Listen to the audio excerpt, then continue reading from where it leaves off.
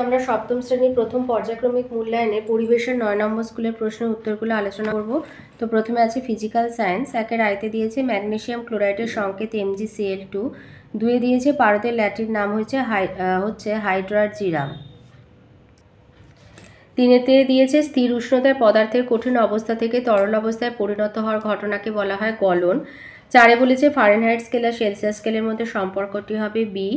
পাঁচে বলেছে ফারেনহাইট স্কেলে বরফের গলনাঙ্ক গলবে কোন তাপমাত্রায়, জমবে হচ্ছে 32 ডিগ্রি ফারেনহাইটে, আর গলনাঙ্ক হবে 212 ডিগ্রি ফারেনহাইট। ছয়ে দিয়েছে নিউট্রন কণা হচ্ছে আধানবিহীন কণা।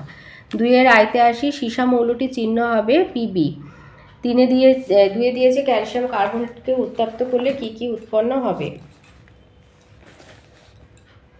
এই যে ক্যালসিয়াম কার্বনেটকে উত্তপ্ত করলে ক্যালসিয়াম অক্সাইড এবং কার্বন ডাই অক্সাইড উৎপন্ন হবে, আর এই হচ্ছে সমীকরণ। তিনেতে বলেছে কোনো বস্তু বাইরে থেকে কতটা তাপ নেবে বা হারাবে ওই বস্তুর ভরের সঙ্গে কিভাবে নির্ভরশীল। উষ্ণতা নির্দিষ্ট পরিমাণ বাড়া বা কমার জন্য কোনো বস্তু কতটা তাপ বাইরে থেকে নেবে বা হারাবে সেটা ওই বস্তুটার ভরের সঙ্গে সরল সম্পর্কে থাকে। মানে ভর বেশি হলে বেশি তাপ নেবে, ভর কম হলে কম তাপ নেবে, তাহলে বস্তুটির সঙ্গে বা বস্তুর ভরের সঙ্গে সরল সম্পর্কে থাকে। যারে বলেছে সেলসিয়াস স্কেলের 100 ঘর ফারেনহাইট স্কেলের কত ঘরের সমান। সেলসিয়াস স্কেলের 100 ঘর সবসময় ফারেনহাইট স্কেলে 180 ঘরের সমান। পাঁচেতে দিয়েছে পরিবর্তনশীল যোজ্যতা দেখা যায় এমন একটি ধাতুর নাম লেখো। এই যে পরিবর্তনশীল যোজ্যতা দেখা যায় এরকম হচ্ছে তোমার, এই যে এখানে গোলাপি কালিতে লেখা ফেরাস ক্লোরাইড, ফেরিক ক্লোরাইড মানে আয়রনের, আর একটা হচ্ছে কিউপ্রাস ক্লোরাইড আর কিউপ্রিক ক্লোরাইড মানে কপারের। তাহলে আয়রন এবং কপার এদের পরিবর্তনশীল যোজ্যতা দেখা যায়। তো একটা ধাতুর নাম আয়রন বা কপার লিখে দিতে পারো।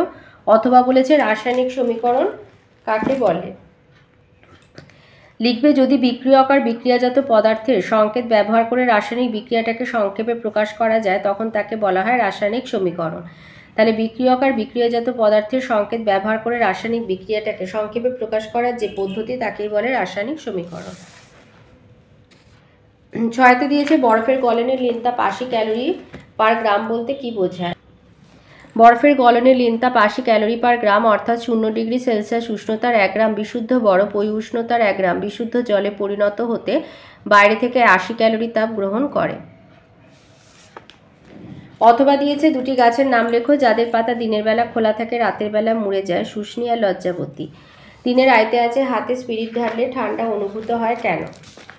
লিখবে স্পিরিট বা ইথার ঢাললে ঠান্ডা অনুভূত হয়। আসলে স্পিরিট বা ইথার হচ্ছে উদ্বায়ী পদার্থ, অর্থাৎ এই ধরনের পদার্থের খুব তাড়াতাড়ি বাষ্পীভবন হয়। বাষ্পীভবনের জন্য দরকার লিনতাপ।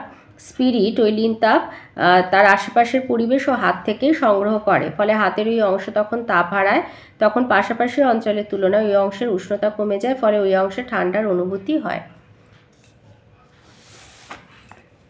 দুয়েতে দিয়েছে প্রতিস্থাপন বিক্রিয়া কাকে বলে উদাহরণ সহ লেখো।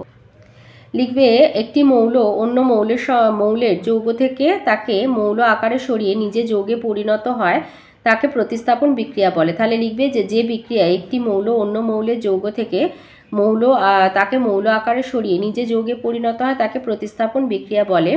যেমন জিঙ্ক মৌল অবস্থা থেকে ক্লোরাইড যৌগ উৎপন্ন করেছে, যে জিঙ্কের সাথে কিউপ্রিক ক্লোরাইডের দ্রবণে 10 দাবা জিঙ্ক যোগ করলে লালচে বাদামি রঙের তামা বা কপার থিতিয়ে পড়ে। তাহলে জিঙ্ক কিউপ্রিক ক্লোরাইড থেকে কপারকে আলাদা করে জিঙ্ক ক্লোরাইড যৌগে পরিণত হয়েছে আর কপার প্রতিস্থাপিত হয়েছে, এটা হলো প্রতিস্থাপন বিক্রিয়া। তাহলে শুরুটা করবে যে বিক্রিয়ায় একটা মৌল অন্য মৌলের যৌগ থেকে তাকে মৌল আকারে সরিয়ে নিজে যৌগে পরিণত হয় তাকে প্রতিস্থাপন বিক্রিয়া বলে। আর এখান থেকে এই লিখে এই সমীকরণটা দিয়ে দেবে। তিনেতে বলেছে একটি এম ধাতু সালফাইডের সংকেত হচ্ছে Me2S3, তাহলে তার ফসফেটের সংকেত কি হবে।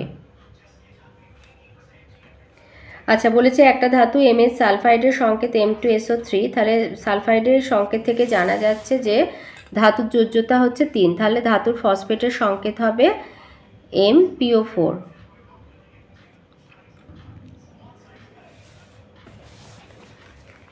অথবাতে আছে সমতা বিধান করো। আচ্ছা যখন সমতা বিধান করবে অ্যারোটা সমান চিহ্ন করে নেবে। এবারে দেখো সোডিয়াম হচ্ছে বাঁ দিকে দুটো আছে, ডান দিকে একটা, তাই আমি এখানে 2 লিখে দিলাম। তাহলে দুটো সোডিয়াম হয়ে গেল, ক্লোরিন দুটো হয়ে গেল। বাঁ দিকে ক্লোরিন একটা, তাই এর আগে 2 লিখে দিলাম। তাহলে ক্লোরিনও দুটো হয়ে গেল আর হাইড্রোজেনও দুটো হয়ে গেল। তাহলে দুটো হাইড্রোজেন, দুটো ক্লোরিন, দুটো সোডিয়াম, একটা কার্বন, আর অক্সিজেন হচ্ছে 3টে। এখানেও দেখো 2 আর একে 3। এর সাথে আছে পটাশিয়াম আয়োডাইডের সাথে ক্লোরিনের বিক্রিয়ায় পটাশিয়াম ক্লোরাইড আর আয়োডিন উৎপন্ন হয়েছে। তাহলে এখানে দেখো ক্লোরিন হচ্ছে দুটো, এখানে তাই 2 লিখে দিলে, তাহলে 2 লিখলে পটাশিয়াম দুটো হয়ে গেল। এখানে পটাশিয়াম আয়োডাইডের আগে 2 লিখে দিলে আয়োডিনও দুটো হয়ে গেল। সবাই বাঁ দিক ডান দিকে সবগুলো দুটো করে হয়ে গেছে। তাহলে এইভাবে সমতা বিধান হয়ে গেল। আচ্ছা, 4 দিয়েছে জল দিয়ে ঘর মোছার পর মেঝে ঠান্ডা বোধ হয় কেন? লিখবে জল দিয়ে ঘর মোছা হলে জল মেঝে থেকে লিনতাপ সংগ্রহ করে ও বাষ্পীভূত হয়, এই কারণে মেঝে ঠান্ডা হয়।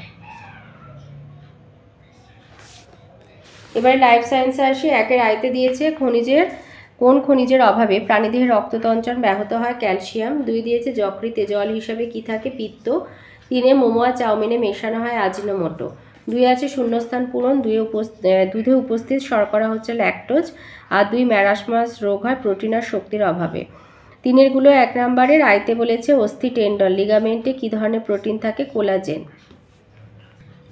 অস্থি টেন্ডন লিগামেন্টে থাকে কোলাজেন প্রোটিন। এই যে প্রোটিন আর এটা কোলাজেন, এটা 151 পাতায় আছে। 2-এতে বলেছে শর্করা পাওয়া যায় এমন একটি করে প্রাণীজ উৎস আর উদ্ভিজ্জ উৎসের নাম লিখতে বলেছে। এই যে কার্বোহাইড্রেট বা শর্করা, এটা তোমাদের বই 149 পেজে আছে। তো উদ্ভিজ্জ উৎস হচ্ছে যে আখ, মধু, পাকা আম, পাকা কলা বা বিট, গাজর, আলু, শাঁকা আলু। আর প্রাণীজ উৎস হচ্ছে মধু আর দুধ। 3-এতে বলেছে মানুষের শরীরে লিপিডের একটি কাজ লেখো। তো লিখবে যে দেহের শক্তির উৎসরূপে কাজ করে, দেহকে বাইরের আঘাত থেকে রক্ষা করে, দেহের থেকে তাপ বেরিয়ে যাওয়া কমিয়ে দেয়। এখানে 3খানা কাজ আছে, তো যে কোনো একটা লিখে দেবে যে দেহকে বাইরের আঘাত থেকে রক্ষা করে বা দেহের শক্তির উৎসরূপে কাজ করে। আচ্ছা, 4-এ বলেছে জলে গুলে যায় এমন একটা ভিটামিনের নাম লেখো। Vitamin C. 5-এ বলেছে ঘামে ভেজা শরীরে বাতাস দিলে আরাম লাগে, এখানে জলের ভূমিকা কি? ঘাম জড়ানো গায়ে বাতাস দিলে আরাম লাগে, এখানে জলের ভূমিকা হচ্ছে তাপ পরিবাহক হিসাবে কাজ করে। 4-এর দাগে আসি। 4-এর আয়তে দিয়েছে কোয়ারশিয়াকর রোগের লক্ষণগুলি লেখো। কোয়ারশিয়াকর রোগের লক্ষণ হচ্ছে 1 হলো শিশুর চামড়া গাঢ় বর্ণের হয়ে যাওয়া ও পেট ফোলা। 2 হচ্ছে চোখ দুটো ঠিকরে বেরিয়ে আসা। 3 হচ্ছে চামড়ার ওপরে জায়গায় জায়গায় ঘাস সৃষ্টি হওয়া প্রভৃতি। এই যে কোয়ারশিয়াকর রোগের লক্ষণ হলো।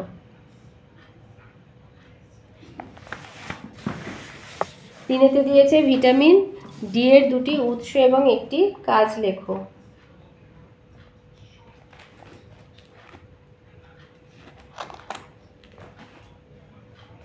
আচ্ছা, ভিটামিন ডি এর উৎস এখানে এই যে এখানে আছে তোমার দুধ, ডিম, মাছ। ভিটামিন ডি এর উৎস হচ্ছে দুধ, ডিম, মাছ, ডিম সিদ্ধ, দুধ, ডিম, মাছ দিলে হবে।